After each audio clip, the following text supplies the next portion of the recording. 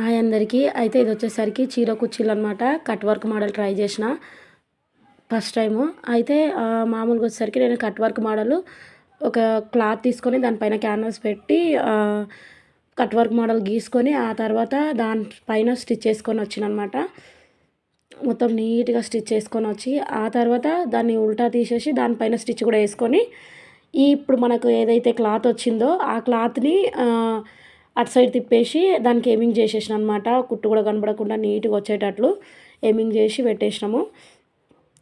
తర్వాత వచ్చేసరికి ఇంకా ఈ ఈ హ్యాంగింగ్స్ వచ్చేసరికి మేము హ్యాండ్ తోటే చేసినాం అనమాట.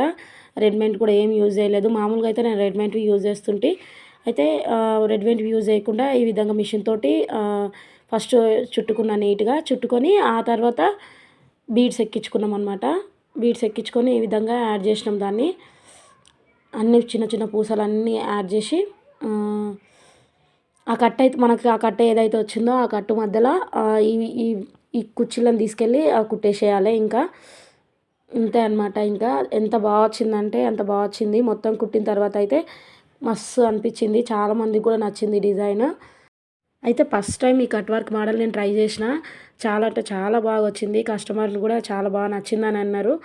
అయితే మామూలుగా వచ్చేసరికి ప్లెయిన్గానే ట్రై చేస్తుంటే కాకపోతే కస్టమర్ ఉండి నీకు నచ్చినట్టు అన్నందుకు ఈ విధంగా ట్రై చేసిన. ఇంత బాగా వస్తుందని అసలు ఎక్స్పెక్ట్ చేయలేదు నేను.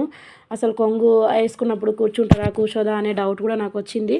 నేను ట్రై చేసి కూడా చూసిన, మంచిగా వచ్చింది. వేసుకున్నప్పుడు కూడా చాలా బాగా నీట్గా అనిపిస్తుంది.